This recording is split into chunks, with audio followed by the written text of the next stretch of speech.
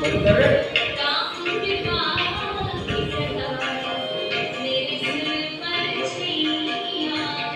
जेब में जा मोबाइल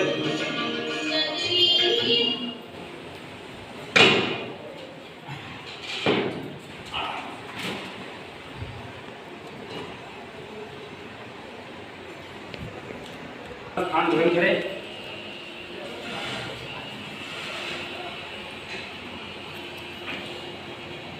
आसन मैं विशेष निवेदन पर आए हुए हमेशा आते रहते हैं, लेकिन विशेष रूप से आए हुए हैं।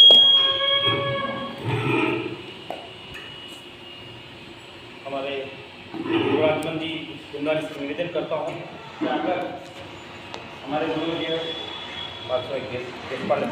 जाकर कुछ हासिल करें। जोरदार ताली की बजाय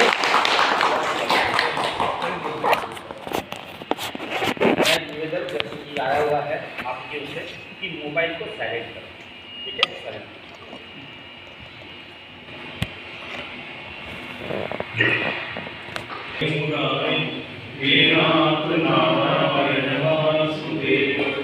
श्री कृष्ण गोविंद हरे मुरारी, हे नाथ नारायण वासुदेव। श्री कृष्ण गोविंद हरे मुरारी, हे नाथ नारायण वासुदेव। श्री कृष्ण गोविंद हरे मुरारी, हे नाथ नारायण वासुदेव। श्री कृष्ण गोविंद हरे मुरारी, हे नाथ नारायण वासुदेव। श्री कृष्ण गोविंद हरे मुरारी, हे नाथ नारायण वासुदेव। गोपाल कृष्ण भगवान की जय। प्रातस्मरामि संस्फुरदात्मतत्त्वं सच्चित्सुखं परमहंसगतिं तुरीयं यत्स्वप्नजागरसुषुप्तिमवैति नित्यं तद्ब्रह्म निष्कल्मषं चतुर्थसङ्घातः समचरं सरोजं साम्रणीलाम्बरं जगन्निकपालिं मण्डनं मण्डलानां तरुणतुलसीमालां कज्जलं कञ्जनेत्रं सदैववदहासं विठ्ठलं चिन्तयामि। कृष्णाय वासुदेवाय हरे परमात्मने प्रणतक्लेशनाशाय गोविन्दाय नमो नमः। वसुदेवसुतं देवं कंसचाणूरमर्दनं देवकी परमानन्दं कृष्णं वन्दे जगद्गुरुं। ब्रह्मानन्दं परमसुखदं केवलं ज्ञानमुक्तिं द्वन्द्वातीतं जगत्सदृशं तत्त्वमस्यादिलक्ष्यम् एकं नित्यं विमलचलं सर्वधी साक्षिभूतं भावातीतं त्रिगुणातीतं सद्गुरुं तं नमामि। सद्गुरुनाथ महाराज की जय। गोपाल कृष्ण भगवान की जय श्री कृष्ण। जय श्री कृष्ण। पिछले समय 11वां अध्याय हमने पूरा कर लिया, जो विश्वरूप दर्शन योग का अध्याय है।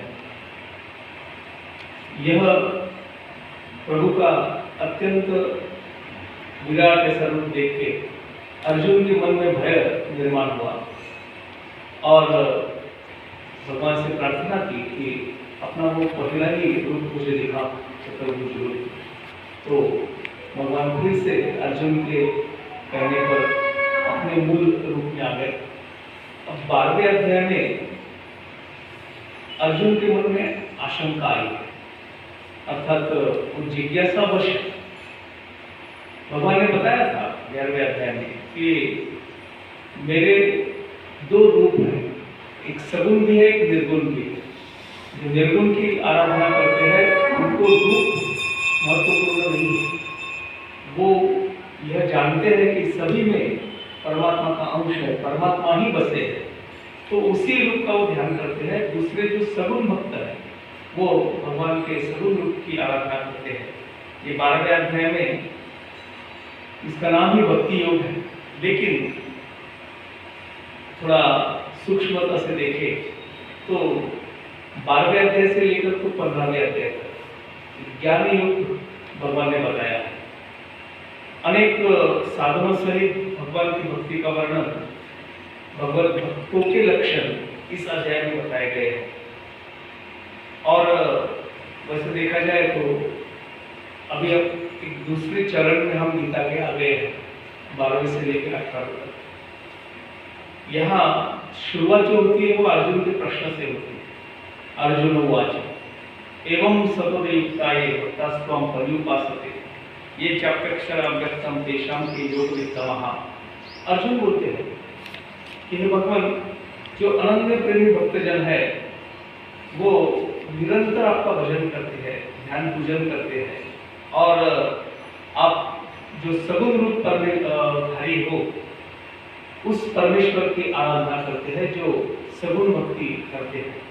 और दूसरे वह भी भक्त है, वह आपके अविनाशी और सच्चिदानंद गुण स्वरूप जो रूप है उसको ब्रह्म कहते हैं, उस ब्रह्म को ही अति श्रेष्ठ भाव से बचते हैं। दिल में ये प्रश्न निर्माण होता है, अर्जुन बोलते हैं कि इन दोनों प्रकार के जो उपासक है उनमें से उत्तम योगी कौन है। अब ऐसा देखा जाए तो यह प्रश्न जो है थोड़ा दुविधा में डालने वाला प्रश्न है। दुविधा, एक निर्गुण निराकार की आराधना करते हैं, दूसरे सगुण रूप की आराधना करते हैं। वैसे देखा जाए तो एक को भक्त कहते हैं, दूसरे को योगी कहते हैं। अर्जुन के मन में है कि इसमें भक्त श्रेष्ठ है या योगी श्रेष्ठ है। अब भगवान के सामने बड़ा मुश्किल प्रश्न है।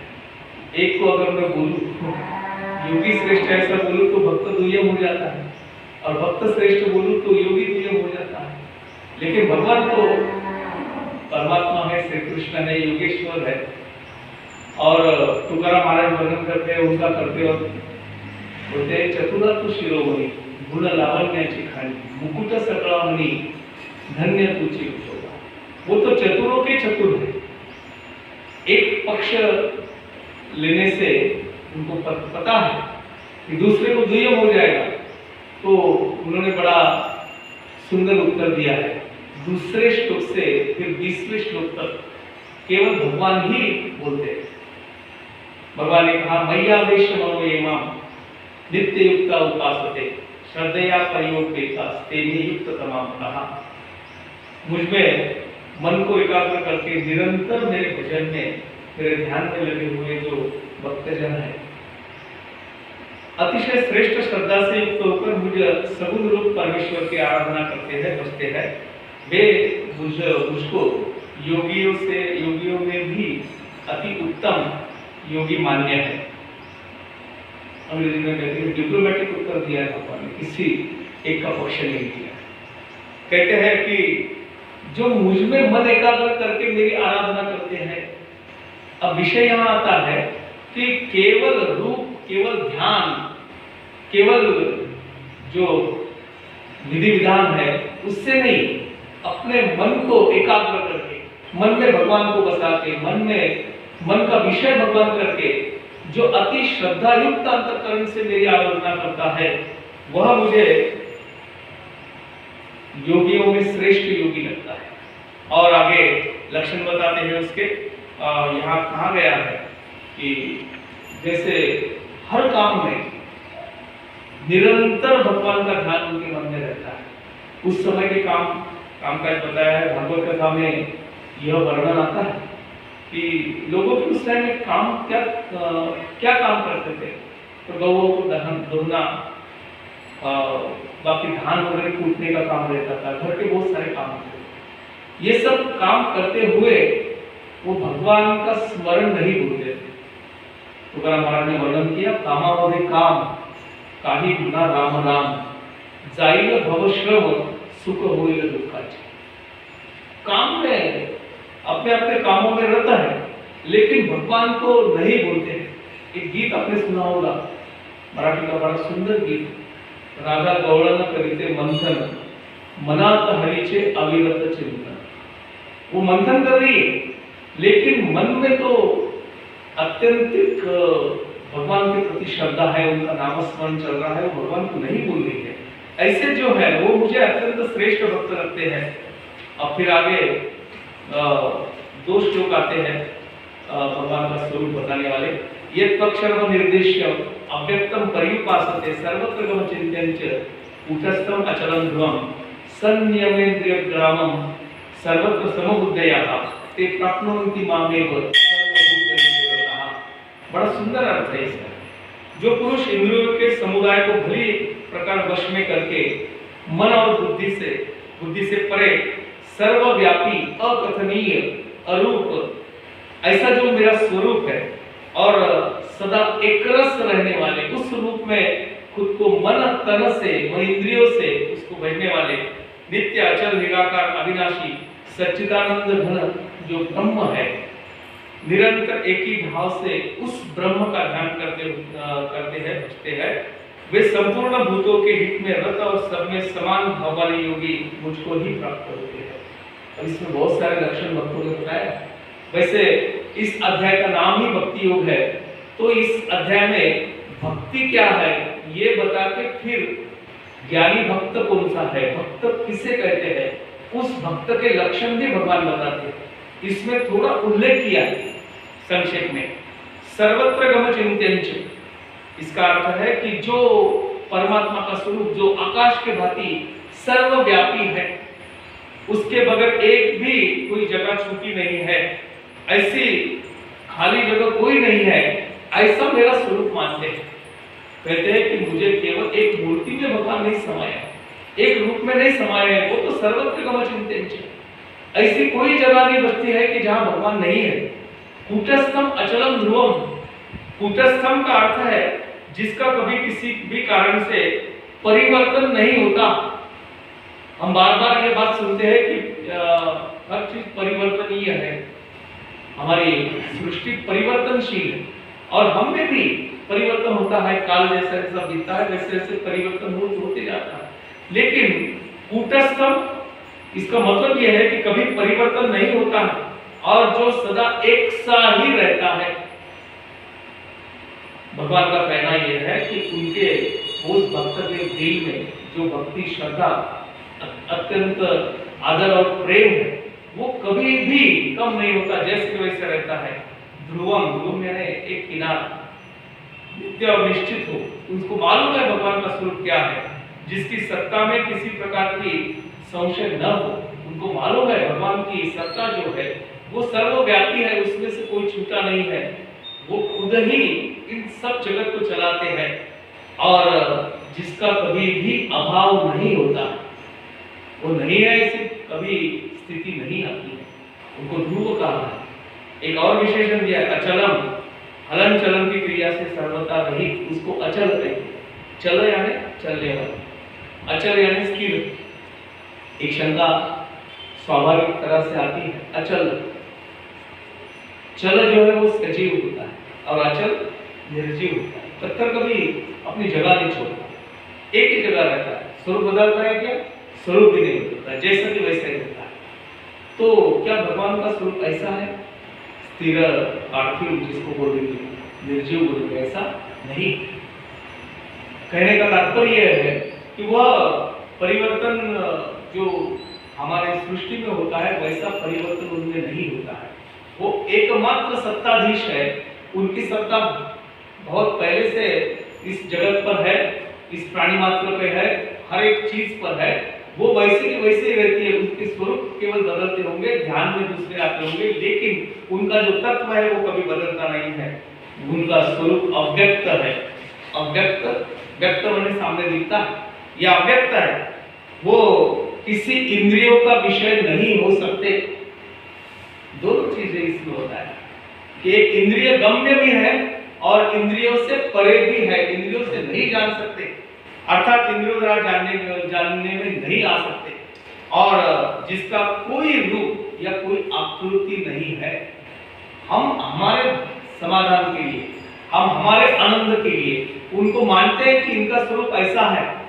जैसे 11वें अध्याय में अर्जुन ने बोला कि तेरा वही रूप मुझे दिखा जो चतुर्भुज है, जो तू मेरा मित्र है, वही रूप दिखा, यह विशाल रूप से मैं डर गया हूँ, मैं भयभीत हो गया हूँ, यह रूप मुझे नहीं भाता है। इसलिए हमारे दिल में जो भगवान की छवि है वही उनका रूप है, लेकिन केवल उतना ही नहीं है, वो सर्वव्यापी है, सर्व अंतरात्मा है, उनका कोई एक रूप नहीं है और वह अक्षर है, कभी भी क्षर नहीं होने वाला, कभी भी नहीं मिटने वाला, कभी भी उसमें व्यय जिसको बोलेंगे क्षति उसमें नहीं होती है, उसे अक्षर कहते हैं। ये सब विशेषण भगवान के बाद भगवान के लिए बताए गए। और उस भक्त जो है, जो योगी है, जो ध्यान पूर्वक अपने मन से भगवान के स्वरूप को आराधना करता है, उसको यह सब भगवान के लक्षण जो है वो उसके अंतःकरण में है। और वह भक्त की अवस्था कैसी होती है, तुकाराम महाराज ने बड़ा सुंदर अनुभव बताया है कि जिसका तन मन भगवान को समर्पित हो गया, उसकी अवस्था क्या होगी, उसको अलग से कोई भगवान या परमात्मा देखने की जरूरत नहीं पड़ती। एक अनुभव तुकाराम महाराज ने बताया कि देव पहावया गेलो तेथ देव हो निया। मैं भगवान को देखने गया, लेकिन मुझे ऐसी प्रतीति हो गई कि मैं खुद ही भगवान हूं। ज्ञानेश्वर महाराज ने पहले ओम में कहा है, ओम नमो जी आद्या वेद प्रतिपाद्या जय जय स्वसंवेद्या आत्मरूपा। उसका स्वरूप कैसा है कि वेदों को नहीं वश में आता है, वेदों में वर्णन उसका नहीं हो सकता है, वेद वर्णन करने जाते हैं लेकिन अधूरा रहता है, वह दिखता नहीं है, उसका कोई एक रूप नहीं है, वो सर्वत्र है और सर्वत्र नहीं है, ऐसी भी स्थिति है। तो उनको जानना कैसे, आत्मरूपा बोले, स्वसंवेद्य जो आत्मरूप है वह भगवान का स्वरूप है। ये भक्त जानते हैं कि वह अक्षर है, कूटस्थ है, अचल है, फिर भी उनका सर्वत्र व्याप्त है, अक्षर है। ऐसे भक्त की अवस्था क्या होती है, यहां बताया कि संयमेंद्रिय ग्रामम, इंद्रियों को पूरी तरह से अपने वश में करके सर्वत्र समबुद्धया, भक्त की अवस्था बताया कि वो सर्वत्र समबुद्धि रहता है, इसमें कोई भाव भेदभाव नहीं दिखता। मैंने पहले भी एक बार ये कथा बताई थी कि नामदेव महाराज, उनके घर में कोई क्या एक तो बड़ा सा उत्सव था। वैसे देखा जाए तो नामदेव महाराज की परिस्थिति जो है बहुत मुश्किल थी, बहुत मुश्किल, दारिद्र्य था। उनके घर में पूरनपोली, सब जानते हैं पूरनपोली बनाया, श्राद्ध पक्ष का समय था। एक कहीं से कुत्ता आ गया, एक रोटी उठा के लेके गया। तो नामदेव महाराज ने क्या किया, उसके पीछे घी का कटोरा लेके दौड़ गए। अरे भाई वैसी रोटी मत खा, उसमें घी लगा के खा, तेरा पेट डूब जाएगा। अब ये कथा बड़ी प्रचलित है, बड़े कीर्तनकार बताते हैं। जब ये भाव से कि कुत्ते के पीछे अगर दौड़ रहे, ये तो जो कम बुद्धि वाले लोग हैं इनका ही काम है कि कुत्ते के पीछे क्या दौड़ना। नामदेव महाराज दौड़े, लेकिन अनुभव ये है कि नामदेव महाराज को कुत्ता नहीं दिखा, कुत्ते में भगवान दिखे। तात्पर्य क्या है कि सर्वत्र उनको भगवान की छवि नजर आती है, नवे भगवान ही दिखते हैं, भगवान का स्वरूप ही मानते हैं। यहाँ उनकी अवस्था कैसी होती है, बोलते हैं कि सर्वत्र समबुद्धया, उनमें कोई अंतर, कोई भेद नहीं दिखता है। सर्व जगत जो है वो एक समान अपने भांति दिखता है। और आगे कहते हैं सर्वभूत हिते रतः, उनका ये सर्वभूत हिते रतः शब्द से भगवान ने यहाँ भाव बताया है कि अविवेकी मनुष्य जो रहता है वो अपने ही हित में सदा रहता रहता है, केवल स्वार्थ देखता है। लेकिन ये निर्गुण उपासक जो है, भगवान की आराधना करने वाले जो भक्त है, तन मन से आराधना करने वाले जो है, वो सर्वत्र समान भाव से सबके हित में रहते हैं। बड़ा सुंदर अनुभव है तुकाराम महाराज का, जगाच्या कल्याण संतांच्या विभूती देह कष्टविती परोपकार।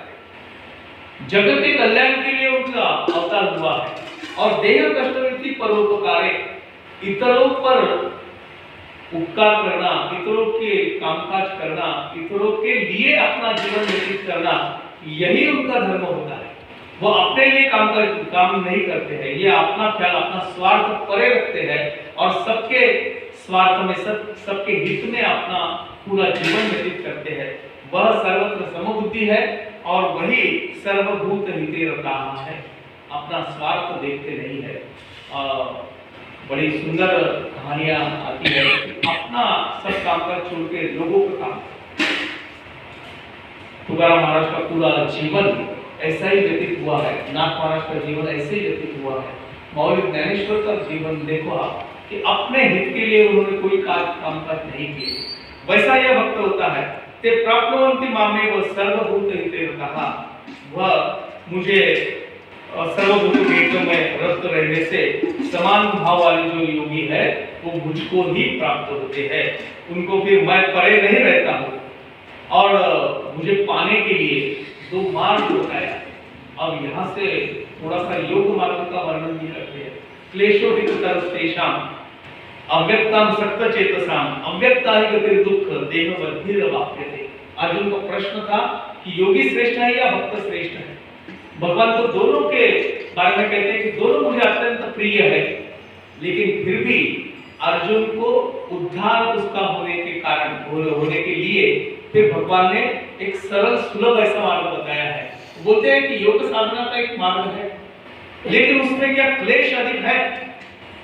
सच्चिदानंद घन परमात्मा जो निराकार ब्रह्म है, उसमें आसक्त चित्त वाले जो पुरुष होते हैं, वह एक साधन जो करते हैं योग साधना है। और ये योग साधना का वैशिष्ट्य यह है कि उसमें परिश्रम ज्यादा है, उसमें कष्ट होते हैं, क्योंकि देहाभिमान जिनको है वह भक्त जो है वह अव्यक्त विषय गति दुख पूर्वक प्राप्त की जाती है।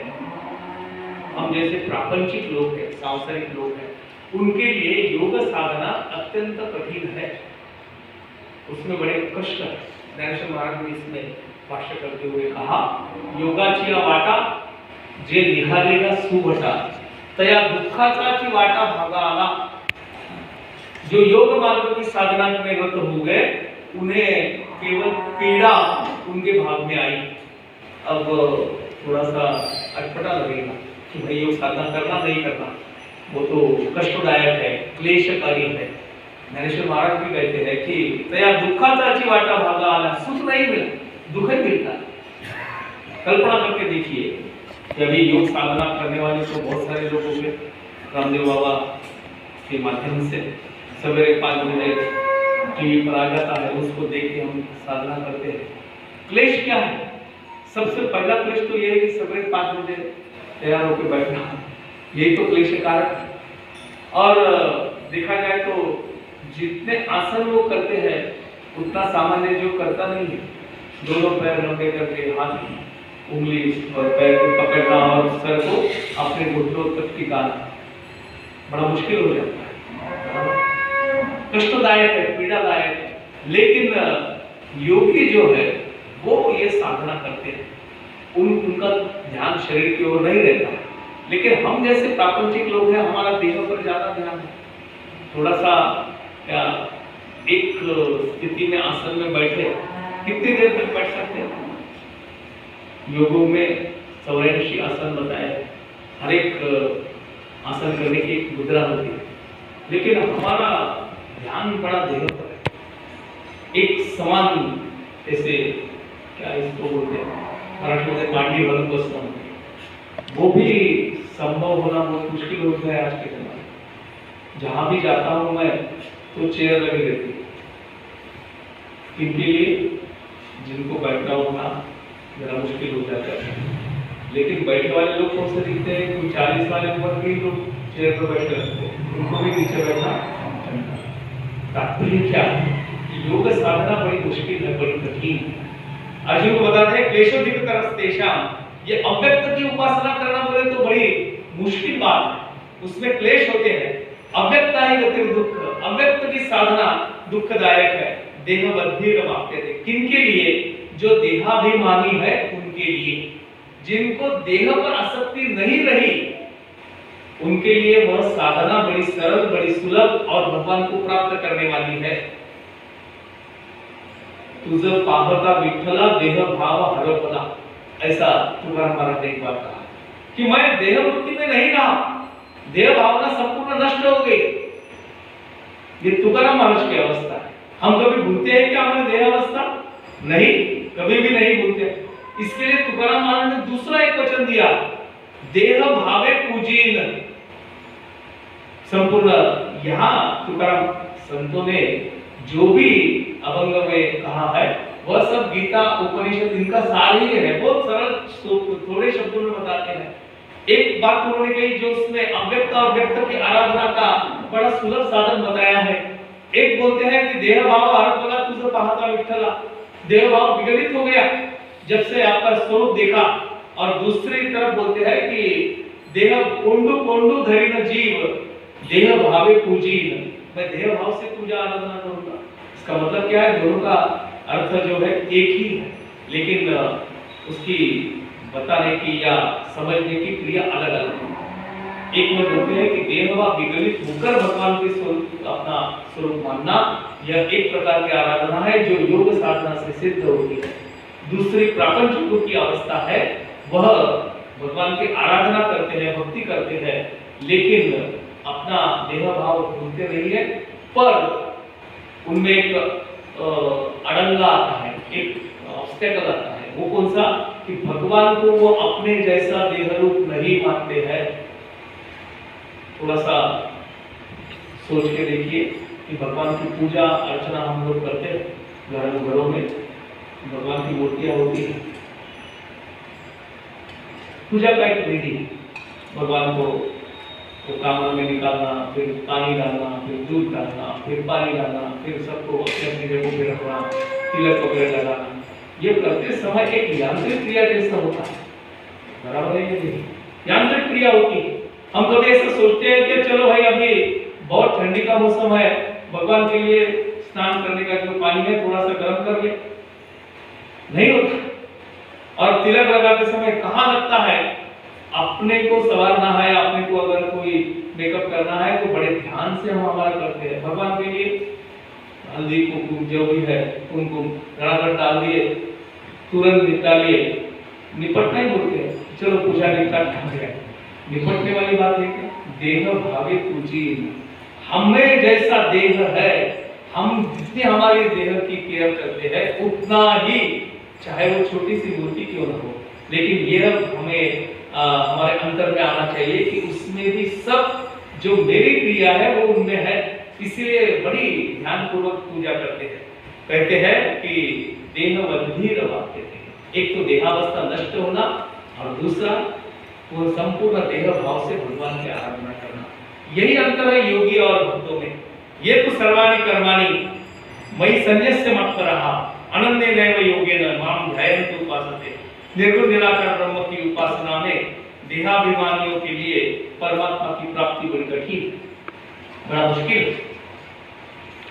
अब आगे के ये वर्णन में कहते हैं भगवान कि सगुण साकार जो परमात्मा है उनकी आराधना, उनकी भक्ति परमेश्वर को प्राप्त करने, शीघ्र प्राप्त करने की एक स्थिति है। और उसका ही लक्षण बताया, ये तो सर्वाणि कर्माणि मयि संन्यस्य मत्परः। गीता में बार बार ये बात कही गई। कहते हैं कि जो मेरे परायण रहने वाले भक्तजन है संपूर्ण कर्मों से मुझे अर्पण हो जाते हैं। अर्जुन को भगवान ने यही कहा था, यत् करोसि यदश्नासि यज्जुहोसि ददासि यत् तपस्यसि कौन्तेय तत् पुरुषो मदर्पणः। जो जो तू काज करेगा, जो जो कर्म करेगा वो सब मुझे अर्पण कर, उसमें कोई फलाशा मत रख। ऐसा समझ के चल कि जो मैं काम कर रहा हूँ वो भगवान का काज है, उसी के लिए मुझे करना है, इसमें मेरा कुछ नहीं है, तेरा तुझको अर्पण क्या लागे मेरा। ऐसा हम आरती में बोलते हैं कि ये सब तेरा ही है और तेरे ही कारण सब हो रहा है। ऐसे एक अवस्था है, संपूर्ण कर्मों से मुझे अर्पण करके मेरे सगुण रूप को, मेरे उस रूप को अनन्य भक्ति भाव से निरंतर चिंतन करते हैं। गीता में भी कहा गया है, सततम कीर्तयन्तो माम ये जना पर्युपासते तेषां नित्याभियुक्तानां योगक्षेमं वहाम्यहम्। ऐसे जो भक्त है जो निरंतर मेरी ही आराधना करते हैं, मुझे ही देखते हैं, अपने सर्व कर्म मुझे अर्पण करते हैं, तेषां नित्याभियुक्तानां, ऐसे अगर जो भक्त है कि उनकी चिंता मुझे ज्यादा होती है और योगक्षेमं वहाम्यहम्, उनका पूरा योगक्षेम मैं चलाता हूँ। भगवान ने इस पर भाष्य करते ज्ञानेश्वर महाराज कहते हैं, तयाचा योगक्षेमो आगवा मजची पडला पांडवा। अरे वो अपने लिए तो कुछ काम ही नहीं कर रहा है तो फिर चलेगा कैसे?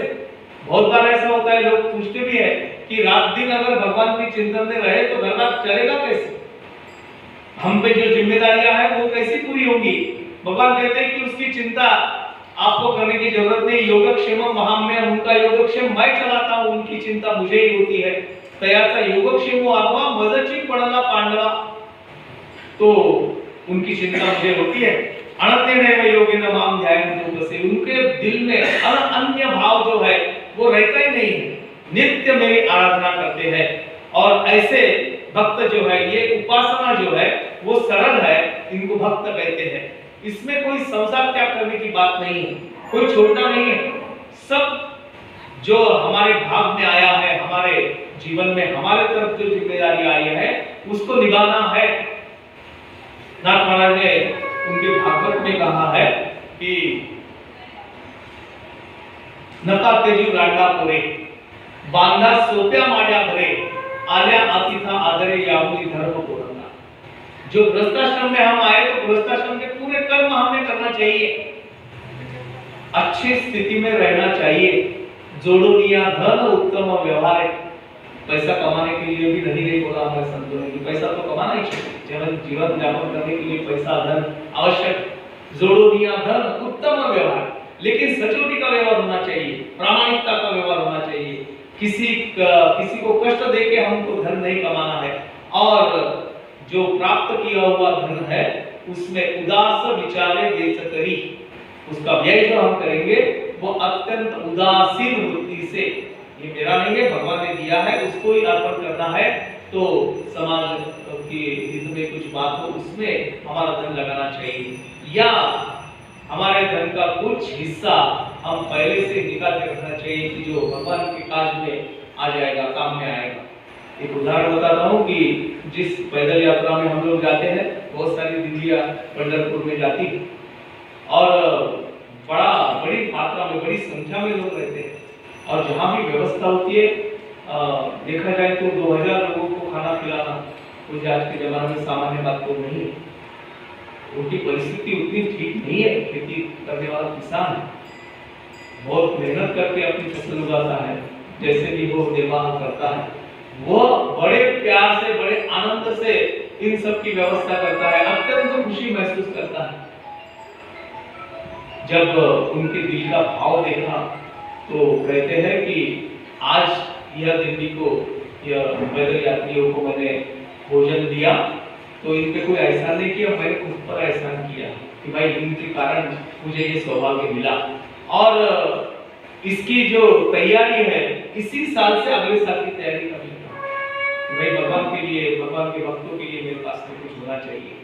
ऐसे जो भक्त है, जो तन मन से मुझे अर्पण हुए, अपने सब काम करते हुए भगवान का चिंतन करते हैं, वैसे भक्त जो है तेषा महम समुद्धरता, भगवान का वचन, तेषा महम समुद्धरता मृत्यु संसार सागरा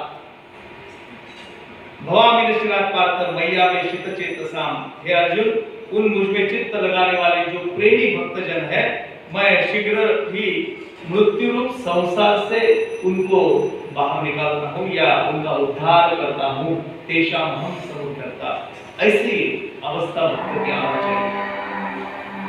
संभवतः गीता में करेंगे ये जो सब बातें हैं, आज के स्थिति में वो समसामयिक है क्या? आज ऐसा हो सकता है क्या? जरूर हो सकता है, आज भी हो सकता है। भगवान कहते हैं कि मुझ में चित्त लगाओ, चित्त से मेरी आराधना करो। इस संसार जो है कष्टदायक, जो है मृत्यु रूप भवसागर जिसको बोलते हैं, ये भवसागर तारना मेरा काम है। आगे के पहले वाले श्लोकों में निर्गुण उपासना की अपेक्षा भगवान कहते हैं कि ये सगुण उपासना सुगम है, सब प्रापंचिक लोग कर सकते हैं। और भगवान अर्जुन को उसी प्रकार मन बुद्धि लगाकर सगुण उपासना करने का आदेश देते हैं कि तू बाकी निर्गुणों के चक्कर में मत पड़, निर्गुण उपासना तेरे लिए नहीं हो सकती, मुश्किल हो जाएगा, ध्यान भटक जाएगा, इसलिए तू सगुण उपासना कर। तो सगुण उपासना कैसे करना है उसका लक्षण बताया है, उसकी क्लुप्ति बताया है। मय्येव मन आदस्व मयि बुद्धि निवेशय निवशिष्यसि मय्येव अत ऊर्ध्व न संशयः। मुझ में ही बुद्धि को लगा, बुद्धि मुझको अर्पण कर। और इसके उपरांत बुद्धि अगर मुझ में लगा दी तो तू मुझ में ही निवास करेगा। निवशिष्यसि मय्येव, तू मुझ में ही निवास करेगा। तुकाराम महाराज का जो वचन मैंने बताया, देव कहावया गेलो ते तो देव होऊन या ठेलो, देह की अवस्था संपूर्ण मिट रही है और मन में कोई आशंका लाने की जरूरत नहीं, इसमें कोई संशय नहीं कि तू मैं ही हो जाऊंगा। भगवान इसका वर्णन करते हुए कहते हैं कि गुण प्रभाव और लीला के तत्व और रहस्य को न जानने के कारण भगवान में श्रद्धा और प्रेम नहीं होता। हम जो मन में आता है कि भाई ऐसी स्थिति आ सकती है, क्या आ सकती है, हमारी क्यों नहीं आती, इसका कारण भगवान ने बताया कि भगवान के गुण, भगवान के प्रभाव और भगवान की लीला, इन तत्व का रहस्य हमें नहीं समझ में आता, हम नहीं जानते, इसलिए भगवान में श्रद्धा प्रेम नहीं होता और अज्ञान जनित आसक्ति हमें होती है, जो प्रपंच की होती है, संसार की होती है, उस विषयों में हमारा चिंतन ज्यादा होते रहता है और अधिकांश लोग जो संसार के हैं उनकी स्थिति यही होती है। उनको अपना संसार, अपना घर, अपना क्या अपने जो सभी संबंधी उनमें से ज्यादा उनका प्रेम होता है, इसलिए वो भगवान में मन बुद्धि नहीं लगा सकते। बड़े सुंदर वर्णन करते हैं हमारे संत लोग कि भाई जिसको तू अपना अपना कहता है वो अपने कब तक है। पहले भी मैं बता चुका हूँ कि सब जो है हमारे, जिसको हम अपना कहते हैं वो सब छूटने वाला है। मैंने पहले इसके पहले वाले एपिसोड में बताया कि अपना कुछ नहीं है, जो धन संपत्ति है सब यही के यही रहने वाला है, लेकिन फिर भी उनमें मन हमारा बहुत आसक्त होता है। आखिरी समय तक हमें यह छोड़ने की इच्छा नहीं होती। तुकाराम महाराज कहते हैं, मुक्त होता कोई बड़े भला बद्ध, घेऊनिया छंद माझे माझे। मुक्त थे, हमारी अवस्था मुक्त थी, लेकिन सबको मैंने अपना मान लिया, मेरा मान लिया, इसलिए बद्धता आ गई और उसी में मेरा चित्त पूरा अर्पण हो गया। इसलिए मन बुद्धि से भगवान की आराधना नहीं हो सकती है, इसको अज्ञान कहते हैं। अतः चित्तम समाधातुम न शक्नोसि मयि स्थिरम, इसके लिए स्थिर बुद्धि होना आवश्यक। भगवान इस जो गीता में भगवान ने उपदेश किया है कितना चातुर्यपूर्ण है, कितना बुद्धि युक्त है। देखिए सब जो एक मानस शास्त्र है भगवान जानते हैं, इसलिए बताया कि आपको अगर जिज्ञासा होती है कि ऊपर ये जो बताया उपाय मन बुद्धि एकाग्र करने का, भगवान कहते हैं कि मुझे मालूम है कि प्रापंचिक लोगों की मन बुद्धि इतनी आसानी से, इतनी सरल से मुझ में नहीं लग सकती, तो क्या करना चाहिए। एक बड़ा उपाय बताया है, अतः चित्तम समाधातुम न शक्नोसि मयि स्थिरम, यदि तू मुझ में मन को अचल स्थिति में नहीं प्राप्त कर सकता तो इसके लिए चिंता करने की जरूरत नहीं। अभ्यास युक्त योग से तुझे यह साधना जो है वो सरल हो जाएगी। इसका उपाय भगवान बताते हैं, अभ्यास योगेन ततो मामिक चाप्तुम धनंजय। अभ्यास यानी प्रयास, सतत निरंतर अगर प्रयास करते रहा तो मन बुद्धि एकाग्र करने का उपाय तुझे मिलेगा। भगवान के नाम और गुणों का श्रवण कीर्तन मनन, श्वास के द्वारा जप और भगवत प्राप्ति विषयक शास्त्रों का पठन पाठन, यह जो सब चेष्टाएं है, यह सब क्रियाएं जो है वह बारंबार करने का नाम अभ्यास है। बड़ा संकल्प हम लोग कर लेते हैं कि इतना सब जाप करूंगा, आजकल तो इसका भी बड़ा चलन आ गया कि जाप करेंगे। कितना जाप करेंगे? तो आज मैंने कितनी मालाएं जपी? 100 मालाएं जपी। केवल क्रिया होगी, 100 माला जपने में हमारा मन चित्त है क्या, बुद्धि है क्या? नहीं होती नहीं। कबीरदास जी बड़ा सुंदर कहते हैं, माला तो करने फिरे क्या, जीवा फिरे मुख माही, मनवा को 14 फिरे, यह तो सुमिरन नाही। एक क्रिया होती है, यांत्रिक क्रिया होती है, माला जपते जाते हैं, मुख से बोलते जाते हैं, लेकिन चित्त तो सर्वत्र दौड़ता है। ऐसी अवस्था हमारी है। भगवान कहते हैं कि ये अवस्था सब प्रापंचिक लोगों की है, उनका मन, उनकी बुद्धि, उनका चित्त स्थिर नहीं होता है। लेकिन प्रयास अगर करेंगे, अभ्यास अगर करेंगे तो ये भी साध्य होगा। हमारे भगवान प्रयत्नों पर विश्वास करते हैं, अपने आप सब हो जाएगा, इस पर भगवान का विश्वास नहीं है। भगवान भी बताते हैं कि केवल मुझ पर सब छोड़ देने से, सब काम का त्याग करने से मैं मिलूंगा, ऐसी बात नहीं है। अभ्यास कर, अभ्यास से मिल, ऐसा बोला कि अभ्यास कर। और अभ्यास क्या है उसका बताया कि भगवान के नाम और गुणों का श्रवण करना, उनके गुण लीला श्रवण करना, कुछ पठन करना, कुछ स्वाध्याय करना। बहुत सारे भागवत सांप्रदायिक लोग हैं, वारकरी लोग हैं, उनका एक नियम रहता है कि 10 ओविया ज्ञानेश्वर की पढ़े बिना खाना नहीं खाऊंगा, या तुकाराम महाराज के 10 अभंग पढ़े बिना मैं आज नहीं सोऊंगा। और वो नित्य नियम से करते ही करते हैं। और एक चीज अगर बार बार हम करते रहे, सातत्य पूर्वक करते रहे, तो उसकी आदत हमारे मन को, हमारी बुद्धि को, हमारे शरीर को लग जाएगी। बहुत बार हम भी बोलते हैं कि इतनी आदत हो गई कि उसके बिना सवेरे उठ के चाय पीने ये सिवा तो कोई काम में मन ही नहीं होता। क्या चाय इतनी आवश्यक है, लेकिन हमको आदत हो गई। पड़ी में बढ़ इंद्रिया सकड़ा, हमको वो आदत हो गई। वैसे ये भी आदत हो जाएगी। मुझे भगवान का स्मरण करना है तो एक जो भी हम पढ़ेंगे भगवान का किताब या ग्रंथ, वो पढ़े बिना मैं काम नहीं करूंगा, शुरू नहीं करूंगा, तो उसकी भी आदत हो जाएगी। यह अभ्यास है। अभ्यास के अलग अलग तरीके बताया है। श्रवण है, कीर्तन है, भक्ति के 9 प्रकार बताए। श्रवणम, कीर्तनम, विष्णु स्मरणम, पादसेवनम, अर्चनम, वंदनम, दास्य, सख्यम, आत्मनिवेदनम। इनमें से कोई भी अपना ले और वह सातत्य पूर्वक करना, इसका नाम अभ्यास है। भगवत भक्ति विषय जो शास्त्र है उन पर हमारा मन लगाना, यह अभ्यास है। एक श्लोक बोल के आज का पूरा करेंगे। अभ्यास योग क्या है? अभ्यास से असमर्थोसी। कितने दयालु है, कितना अंतर जानते हैं। देखो, यह अभ्यास करने की भी समर्थता तुझ में नहीं है। अभ्यास से असमर्थोसी, कहते हैं कि ये अभ्यास में भी तू असमर्थ है। मत कर्म परमो भव। अरे भाई, ये तो बड़ा मुश्किल बात है। कोई चीज अगर कोई अच्छी कोई बताता है, वो करने में बड़ी दिक्कत होती है। 10वीं में बच्चा जाता है तो उससे ज्यादा उसके माँ बाप को ही चिंता होती है। बार बार उनको, अरे भाई पढ़ाई कर, तुझे जो भी लगता है हम दे देंगे। सवेरे उठ के चाय कॉफी होना कर देंगे, नाश्ता होना कर देंगे, किताब होना लेके देंगे, सब करेंगे, लेकिन तू कर। ये सब मिलने के बाद भी उसका मन वो पढ़ाई में नहीं लगता। ये चीज होती है। भगवान कहते हैं कि अभ्यास से असमर्थोसी। तू अगर अभ्यास करने में भी असमर्थ है तो क्या कर? मत कर्म परमो भव। कहते हैं मेरे लिए कर्म करने के ही परायण हो जा।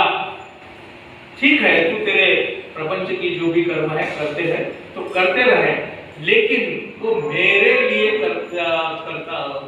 करने की ठान ले। जो भी कर्म करेगा वो मेरे लिए करना है, ऐसा भाव मन में ठान ले। हमारे संतों के उदाहरण है। एक गोरा कुंभार नाम के संत है। वो क्या, उनका व्यवसाय क्या है? मटके बनाना। वो उसमें रहता है, लेकिन ये सब कामकाज करते हुए भगवान को नहीं भूलते। एक हमारे सावता वाले नाम के संत है, कांतामणा भाजी अवधि विठाबाई माझी। वो कभी पंढरपुर नहीं गए। आनंद नाम का उनका गांव है, पंढरपुर से बहुत नजदीक है। दूर दूर से लोग पैदल आते हैं, लेकिन सावता वाली कभी गए नहीं। वो तो अपने कामकाज में निरंतर रहे, लेकिन भगवान का अविरत स्मरण करते हैं। अभ्यास से क्या असमर्थोसी मत कर्म परमो भव। जो भी काम करेगा वो मेरे लिए कर। मदर्थमपि कर्माणि कुर्वन् सिद्धि मवाप्स्यसि। इस प्रकार मेरे निमित्त कर्मों को करता हुआ तू मुझको प्राप्त कर सकता है, मेरे सिद्धि को ही प्राप्त हो सकता है। इसलिए स्वार्थ को त्याग कर, अपना भाव छोड़कर, परमेश्वर ही हमारे परमाश्रय है, वह हमारी परम गति है, यह भाव मन में दृढ़ करके निष्काम प्रेम भाव से अपने कामों में, अपने हित में दक्ष रहना, यह भगवान की आराधना है। भगवदर्थ कर्म करने में पलायन होना है। कहते हैं कि जो भी करेंगे भगवान के लिए करें। तत् कुरुष्व मदर्पणम, मेरे लिए कर। और मान के चल कि ये मैं नहीं कर रहा हूँ, भगवान मेरे से कर लेने वाले हैं, उन्हीं के माध्यम से सब होता है।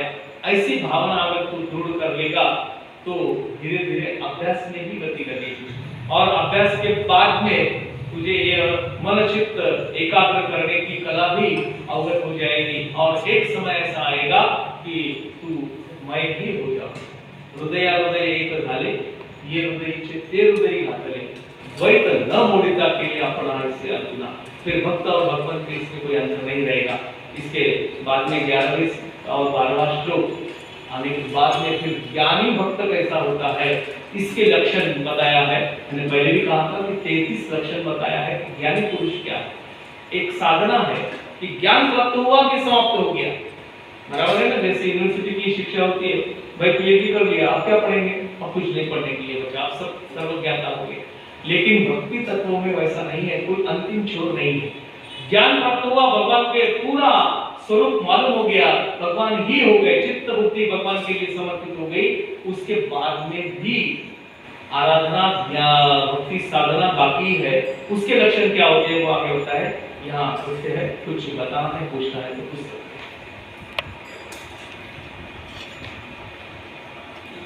नाम संकीर्तनम यस्य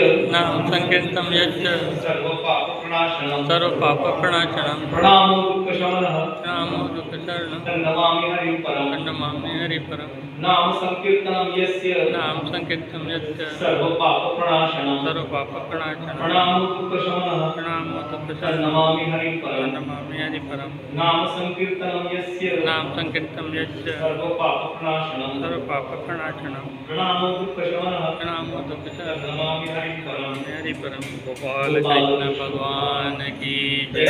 जय श्री कृष्ण।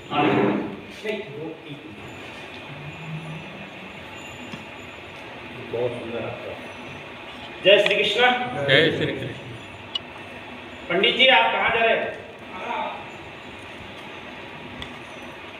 गीता सार 23 अप्रैल से 1 साल से ज़्यादा दिन होने के बाद सभी लोग यहाँ पे निरंतर आ रहे हैं और इस कार्यक्रम के मुख्य आयोजन के मुख्य मार्गदर्शक इस जिले के पुलिस अधीक्षक जिन्हें आप भली भांति जानते हैं, मकानी साहब, निरंतर प्रयास इनके वजह से ही हम लोग ये कार्यक्रम को, इस आयोजन को प्रत्येक रविवार को सोमवार को करते हैं।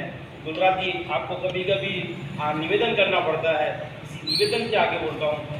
गुरुवार जी का जितना सहयोग और डॉक्टर प्रकाश मालगावी जी ने हमें जो हमारे दिमाग में प्रकाश डाला हुआ है ज्ञान का, इसलिए आप दोनों को नमन करते हैं। मेरे मित्र जिनके माध्यम से हो रहा है, संजय तामी जी जिनको जानते हैं, धर्म प्रेमी हैं। सुरेश छत्तानी जी धर्म की पूरी आस्था रखते हैं। मेरे और सहयोगी संजय टेमरे जी, पसीने जी, पसीने जी निरंतर प्रयास करते आ रहे हैं।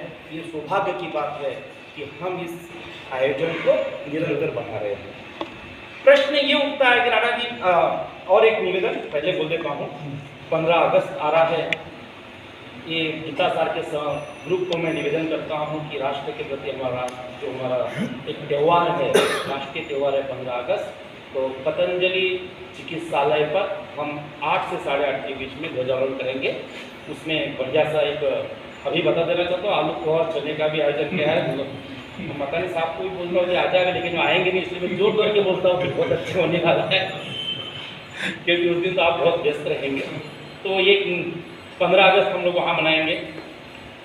दूसरा विषय ये आता है कि हम लोग, मकानी साहब ने भंडारा से ये ज्ञान का प्रभाव यहाँ आकर लोगों को सनातन से, धर्म से, ज्ञान गंगा से जोड़ने का, मुझे ऐसा मेरे जीवन में लगता है कि पहले व्यक्ति होंगे जिस पोस्ट पर रहने के बाद में जितनी जिम्मेदारी के साथ मेरे मन ये भाव आया, ये भाव के साथ में निरंतर आना और उसके पूरी कर्तव्य का निर्वाह करना, किसी का भय न रखते हुए, किसी बात की चिंता न करते हुए, मैं आप सबसे निवेदन करता हूँ कि इनके इस भव्य दिव्य सेवा के लिए जोरदार ताली की गुजारिश।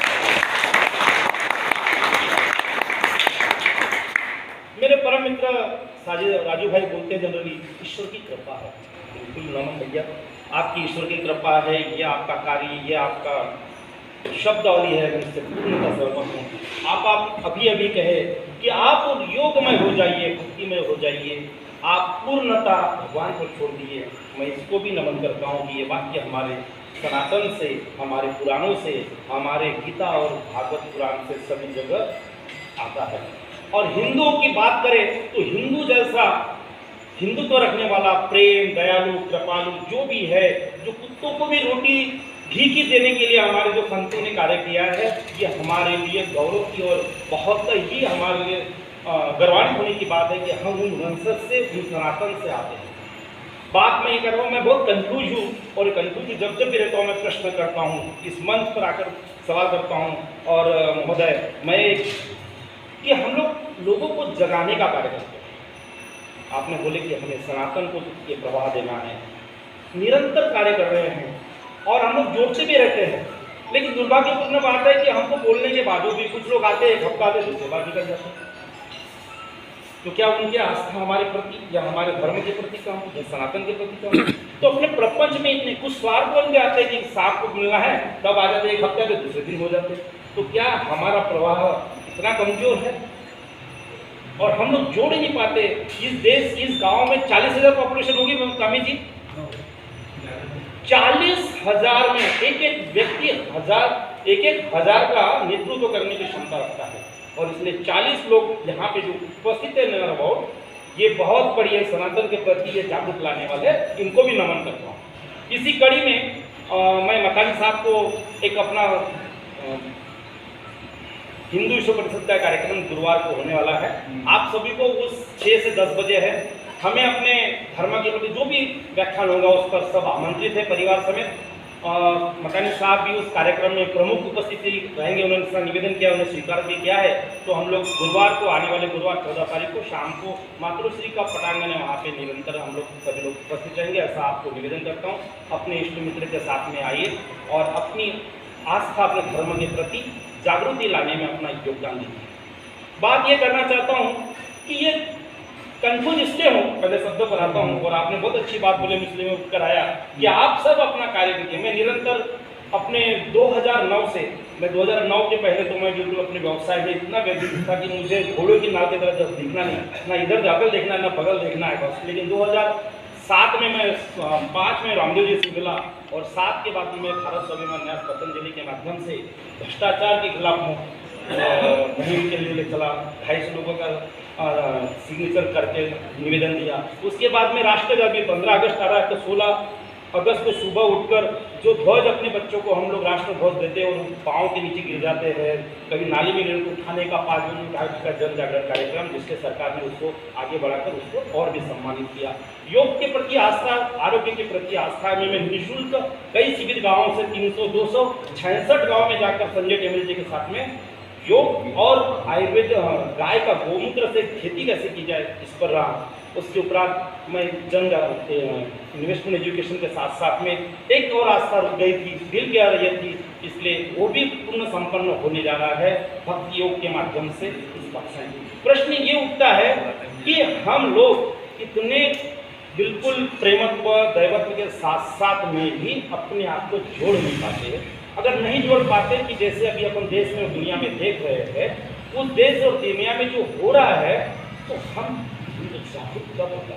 क्या हम जागरण के प्रति क्या आस्था रखें या इस दिशा में हमने क्या कार्य करना चाहिए? जो यहाँ पे 40 लोग हैं, अब मैं कंफ्यूज हूँ और मैं निवेदन करता हूँ सर मकानी साहब कि 2 शब्द आज इस विषय पर डालें, क्योंकि हर जगह मैं कल रात में एक देखा था कि हमारे महाराज जी बोल रहे थे कि धर्म के प्रति, तो मैं थोड़ा कंफ्यूज हूँ। आप अपने पास जितना हो सके उतना ऐसा निवेदन करता मेरा हो तो। क्या ये एक प्रवृत्ति होती है? एक आपके कहने से भगवान गीता में भी कहा है, स महात्मा स दुर्लभ। ऐसी भाव, ऐसी स्थिति आने वाले लोग बहुत ही दुर्लभ होते हैं, कम होते हैं। इसलिए 40,000 में से 40 लोग भी नहीं आ पाते। एक प्रसंग है महाभारत में, जब भगवान दुर्योधन की यहाँ शिष्टाई करने गए, तो 2 मिनट की कथा बताना। शिष्टाई करने गए, शिष्टाई तो सफल नहीं हुई, दुर्योधन नहीं माना, वो अपने जिद पे अड़ा रहा। वो स्त्री के आग्रह पर भी उस माए नहीं दूंगा ऐसा बोल दिया। भगवान अब तो विफल हो गई चर्चा, वापस लौट रहे, लेकिन राज नहीं थे, राज शिष्टाचार अच्छी तरह से जानते थे। निकले जब वापस जाने द्वारिका के लिए, तो दुर्योधन छोड़ने आया। वो तो एक शिष्टाचार होता है, भाई राजपूत आए तो उनको विदा करने के लिए, भले ही कल की बातें ऊपर हो गई हो, लेकिन विदा तो करना ही है, निकलो। दुर्योधन वगैरह सब आ गए हैं, भगवान का रथ चलने लगा है, थोड़ा अंतर चले गए, दुर्योधन को फिर से भगवान ने रुकाया, पीछे लोग वापस आए। दुर्योधन को बोले कि महाराज आओ बैठो, अपने रथ पे बिठाया और चल रहे, धीरे धीरे चल रहे, बात कर रहे।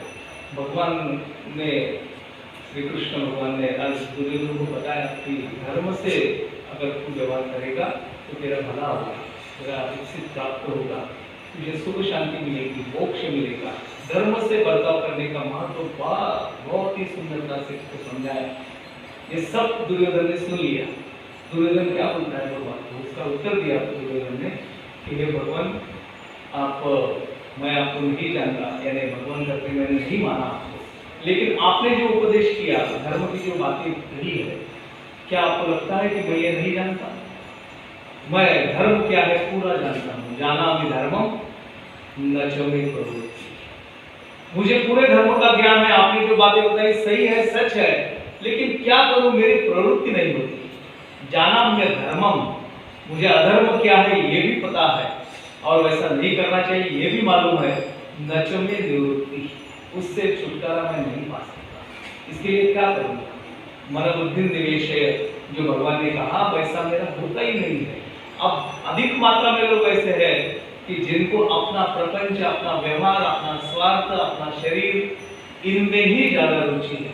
जब समय आता है, कभी कभार ऐसा ना आए किसी के जीवन में, भगवान तो सबके पालनहार है, किसी के जीवन में जब आता है तब पछतावा होता है कि अरे लोगों ने तो इतनी बार कहा लेकिन मैंने सुना नहीं, मैंने इस पर ध्यान नहीं दिया, अपने प्रपंच में लगा रहा, अपने स्वार्थ में लगा रहा, और इन सब बातों से मेरा यह अवस्था मुझे आ गई है। तो चिंता करने की जरूरत नहीं है कि कम लोग आते हैं, तो उन्हीं कम लोगों से ही हमारा सब ये जो संसार है वो चलता है। स महात्मा स दुर्लभा, भगवान कहते हैं कि ऐसे एकाधिक भक्त होते। अब हमने भागवत कथा सुने, बहुत सारे पुराण सुने, कितने सारे भक्त है भगवान के, जिनके नाम गिने चुने ही हमको मालूम है, लेकिन उनकी पवित्रता से, उनकी पुण्य से, उनके धर्माचरण से सारा जगत संसार चलता है। तात्पर्य यह है कि वह आते नहीं है, इसका मतलब वो कोई पराय है ऐसी बात नहीं है, उनके दिलों में भगवान बसते हैं। इसलिए अब आप जो आपके मन में आशंका आती है, जितने है ये पर्याप्त है, हाँ, और यही 40,000 और करने वाली योद्धा है, और यही अर्जुन है। हाँ, यही हो जाएगा। दुर्योधन से अर्जुन होने के इसका उत्तर मैं देता हूँ, महाराज जी का कहना ये नेता के लिए, नेता लोग इकट्ठे करते हैं, ये भोजन है, हाँ, भोजन भी इतने कम है उतना शांत रहेगा। बहुत बढ़िया प्रवृत्ति। आरती करेंगे।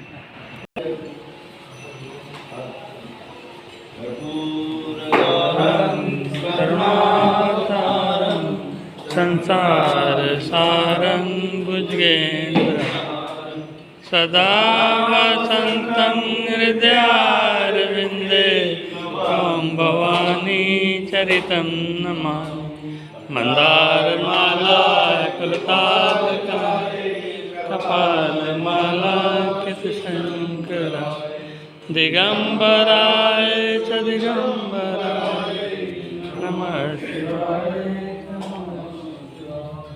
भागवत भगवान की है आरती, पापियों को पाप से है तारती।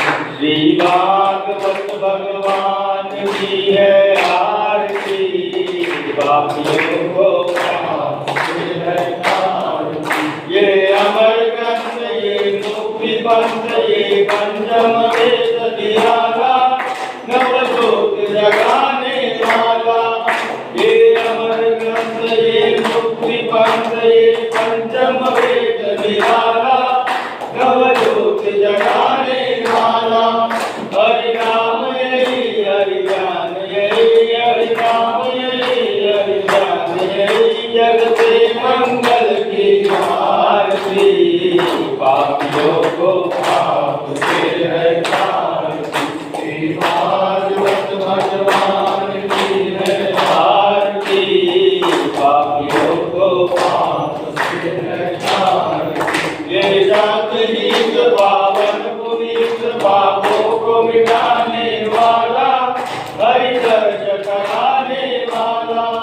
ये शांति गीत पावन पुनीत पापों को मिटाने वाला, हरि दर्श कराने वाला। ये सुख करणी, ये सुख हरणी, ये सुख करणी, ये सुख हरणी, श्री मधुसूदन जी आरती। पापियों को पाप से है तारती। श्री भागवत भगवान की है आरती। पापियों को पाप से है तारती। ये मधुर बोल जगबंद घोर सन्मार्ग बताने वाला, बिगड़ी को बनाने वाला। ये मधुर बोल जगबंद घोर सन्मार्ग बताने वाला, बिगड़ी को बनाने वाला। श्री राम यही घनश्याम यही, श्री राम यही घनश्याम यही, श्री प्रभु की महिमा आरती। पापियों को पाप से है तारती। श्री भागवत भगवान की है आरती। पापियों को पाप से है तारती।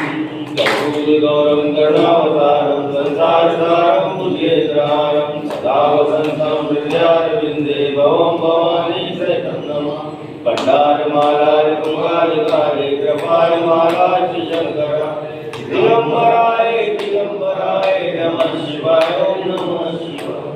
त्वमेव माता च पिता त्वमेव बन्धुसखा त्वमेव विद्या द्रविणं त्वमेव सर्वं